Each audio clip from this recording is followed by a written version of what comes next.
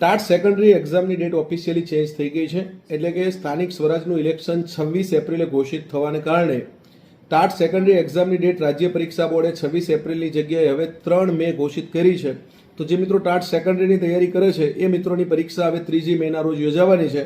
અને તમારી higher સેકન્ડરીની hall ticket આજે આવી ગઈ છે, એટલે હાયર સેકન્ડરી તો 12 એપ્રિલે 100% યોજાવાની છે. અને એના માટે આવતીકાલે છેલ્લો અથોડો બરાબર સવારે લઈને આવું છું, તૈયાર થઈ જજો. બાકાચીકી બોલાવી દેવાની છે. આ વખતે ટાટ સેકન્ડરી હાયર સેકન્ડરી બંને પાસ કરવાની છે અને टॉप करवानी है, खाली पास नहीं करवानी, कारण के बहुत साल बाद भी जब लोग मिलते हैं तो खैरियत नहीं हैसियत पूछते हैं. અને આપણી हैसियत, આપણી આઈડેન્ટિટી, આપણું સ્ટેટસ આપણે બનાવવાનું છે, આપણી ઓળખ આપણે ઊભી કરવાની છે. TAT secondary higher secondary pass નહીં, ટોપ કરવાની છે. અને ટોપ કરવા માટે જ્ઞાન લાઈવ ટીમ આપણી સાથે છે.